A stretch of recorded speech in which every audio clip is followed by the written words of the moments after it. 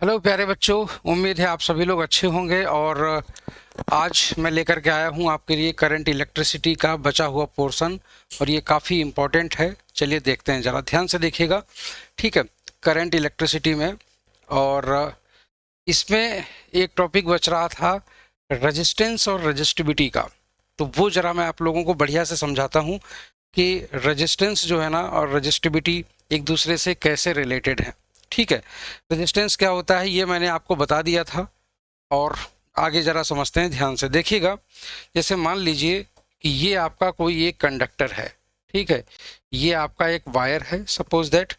और मान लेते हैं प्यारे बच्चों, ये आपका कोई वायर है ऐसे करके, ये इसकी ये इसका क्रॉस सेक्शनल एरिया है, ये इस तरीके से, ठीक है। हाँ, ये इसका क्रॉस सेक्शनल एरिया है, ये इस तरीके से। और मान लेते हैं कि जो क्रॉस सेक्शनल एरिया है वो है तुम्हारा ए, ठीक है, वो ए है इसका क्रॉस सेक्शनल एरिया, स्मॉल ए, ठीक है।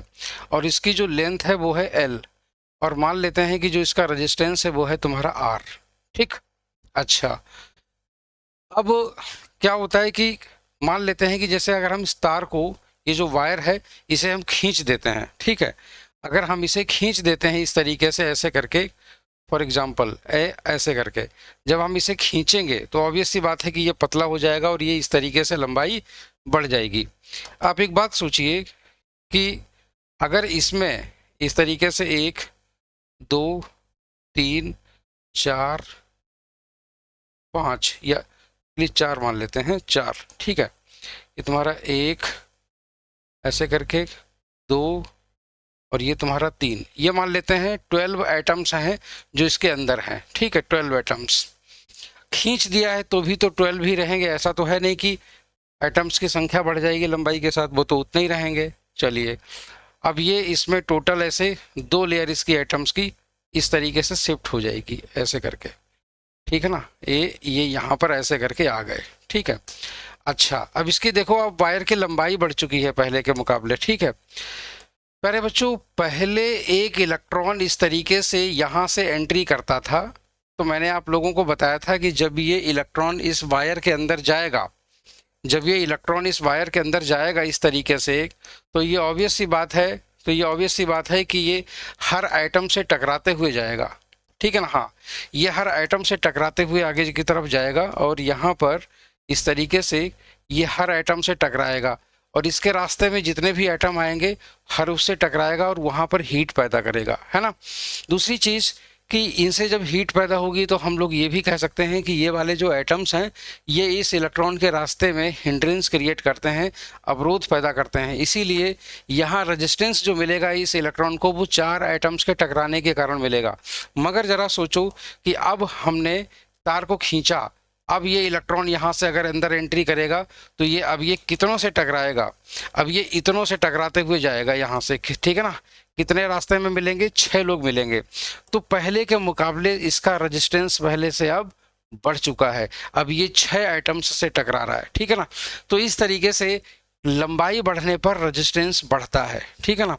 तो यहाँ से हमारा जो पहला पॉइंट बनता है वो यही बनता है कि जो तुम्हारा किसी भी वायर का जो रेजिस्टेंस होता है, रेजिस्टेंस, ठीक है ना, रेजिस्टेंस, वो तुम्हारा इसकी लंबाई के डायरेक्टली प्रोपोर्शनल होता है, इसकी लेंथ के डायरेक्टली प्रोपोर्शनल होता है। हम लोग, ये पहली इक्वेशन तुम्हारी बनती है, ठीक है। दूसरी चीज जरा सोचो, इसी वायर को अब मैंने क्या करूंगा, अब मैं इस तरीके से इसको फैला देता हूं, मतलब इसको और ज्यादा चपटा कर देता हूं, ठीक है। अब मैं इसको चपटा कर दूंगा इस तरीके से ऐसे करके, तो जब मैं इसको ऐसे करके चपटा करता हूं तो ये ऐसे करके ये यहाँ ये हो जाता है। तो अब आप जरा ध्यान से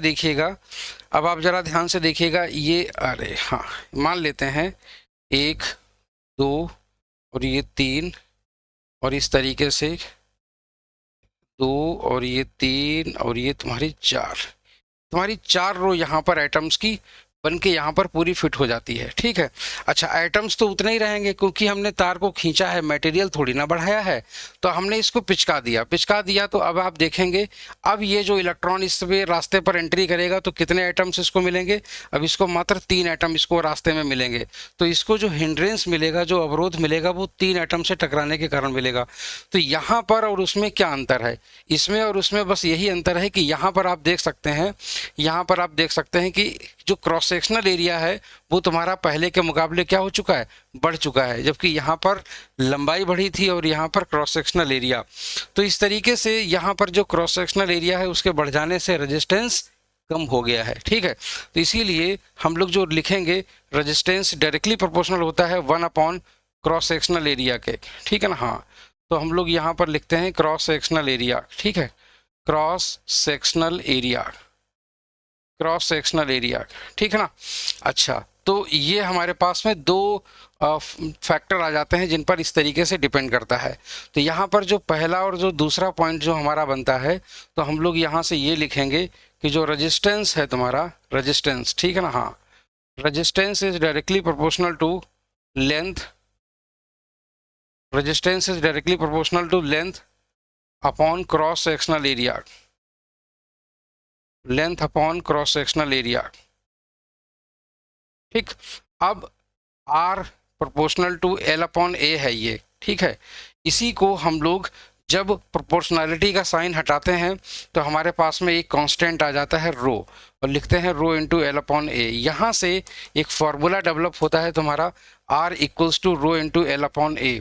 यहाँ पर जो रो होता है, रो वो क्या होता है, तो हम लोग रो अगर हम लोग लिख देंगे यहाँ पर, तो लिख देंगे हम लोग R into A upon L. ठीक है ना, R into A upon L, और इसकी जो यूनिट हो जाएगी वो क्या हो जाएगी, अगर हम लोग ज़रा ध्यान से देखें तो R की होती है तुम्हारी, रो की जो यूनिट होगी तो वो R की यूनिट होगी तुम्हारी ओम।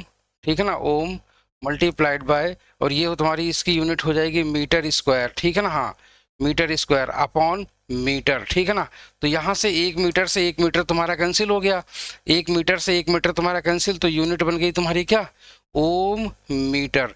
तो यहाँ से जो इसकी यूनिट बनती है रो की, वो बनती है तुम्हारी ओम मीटर। तो ये होती है रो की यूनिट, और रो जो होता है इसको हम लोग बोलते हैं रेजिस्टिविटी। क्या बोलते हैं, रेजिस्टिविटी बोलते हैं हम लोग इसको, रेजिस्टिविटी के नाम से। ठीक है, अच्छा इसी को स्पेसिफिक रेजिस्टेंस भी कहा जाता है। ठीक है, तो यहाँ से रेजिस्टिविटी हमारे पास में निकल करके आती है। ठीक है, तो ये तुम्हारा रिलेशन होता है रेजिस्टिविटी और रेजिस्टेंस में। क्लियर हुई चीज़। अच्छा दूसरी चीज़ कि जैसे रेजिस्टिविटी जो होती है वो मेनली डिपेंड करती है टेम्परेचर पे, और जो है मतलब मेनली टेम्परेचर पे और मेटल कौन सा है वो। ठीक है, तो यहाँ पर हम लोग इस चीज़ के बारे में भी लिख देते हैं कि resistivity depends only on, resistivity जो है, resistivity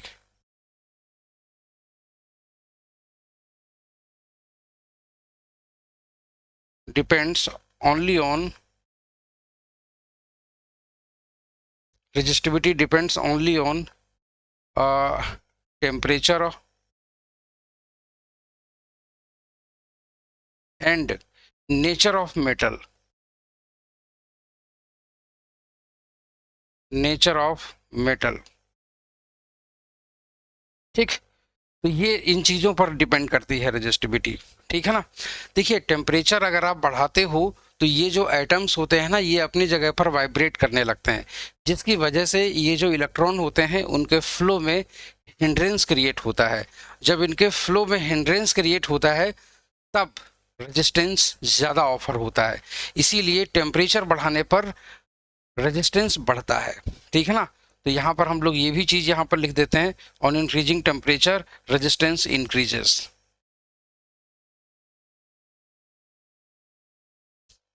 on increasing temperature resistance increases, resistance increases. ठीक, ये है, तो टेम्परेचर बढ़ा देने पर रेजिस्टेंस जो होता है वो तुम्हारा बढ़ जाता है। उम्मीद है आप लोगों को ये चीज़ क्लियर हो गई होगी। ठीक है, अब एक चीज़ देखते हैं जरा इसमें कुछ आगे की चीज़। हाँ, एक सवाल है तुम्हारा, जरा देखिएगा।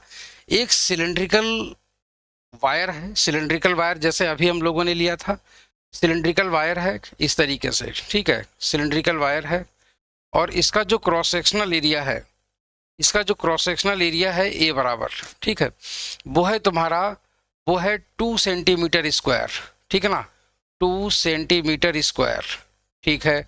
और जो इसकी लंबाई है एल, एल बराबर तुम्हारा दिया गया है 10 सेंटीमीटर, ठीक है ना, हाँ 10 सेंटीमीटर दिया गया है, 10 सेंटीमीटर, ठीक।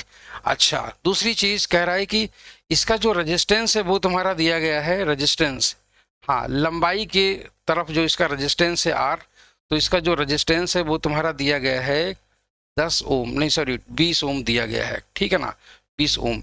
ये ओम का सिंबल होता है, याद रखिएगा, ठीक है। कह रहा है कि what will be it's resistivity. तो एक बात हमेशा ध्यान रखिएगा, ये जो सेंटीमीटर है ना, इसे हमें पहले मीटर में कन्वर्ट करना पड़ेगा। तो यहाँ पर जो हम लोग इसको लिखेंगे, तो हम लोग लिखेंगे 2 मल्टीप्लाइड बाय सेंटीमीटर में 10⁻⁻2 मीटर होता है, ठीक है ना, हाँ। और इसका होल स्क्वायर कर लेंगे हम लोग, तो ये हो जाएगा तुम्हारा 2 इंटू 10⁻⁻4 मीटर स्क्वायर, ठीक है ना, ये हो गया तुम्हारा। और यहाँ पर ये जो L है, इसको हम लोग लिख लेंगे 10 इंटू 10⁻⁻2 मीटर, ठीक है ना, ये इस तरीके से। इतना चेंज हम लोग करेंगे ही करेंगे। उसके बाद में फिर हमारे पास में सारी चीज़ें दी गई हैं, हम लोग जानते हैं कि R equal to rho into L upon A होता है। तो बस फिर क्या तुम्हारे पास में rho equal to R into A upon L हो गया, है ना। तो ये हो गया तुम्हारे पास में इस तरीके से। तो यहाँ पर जो तुम्हारा रो की जो वैल्यू तुम्हारी निकल करके आएगी रो, तो रो विल बी इक्वल टू कितना, आर की वैल्यू है तुम्हारी 20, ठीक है ना, और मल्टीप्लाइड बाय ए तुम्हारा कितना है 2 इंटू 10⁻⁻4, ठीक है ना, हाँ। और तुम्हारा एल कितना है तुम्हारा, एल है तुम्हारा 10 इंटू 10⁻⁻2, ठीक है। अच्छा, ध्यान से देखिएगा, ये 10⁻⁻2 और इससे 10⁻⁻2 से कैंसिल हो जाएगा इतने टाइम्स, ठीक है ना, और 10 ये तुम्हारा 2 से कैंसिल हो जाएगा, तो 2 2 जा 4, तो रो इक्वल टू हो जाएगा तुम्हारा 4 इंटू 10⁻⁻2, ठीक है ना, ओम मीटर, ये इसकी यूनिट हो जाएगी, ओम मीटर, ठीक है। तो इस तरीके से तुम्हारा सवाल होता है और ये हो जाता है, ठीक है ना। तो आई होप सो कि आप लोगों को ये समझ में आ गया होगा कि किस तरीके से हम लोग ऐसे सवालों को सॉल्व करते हैं, ठीक है।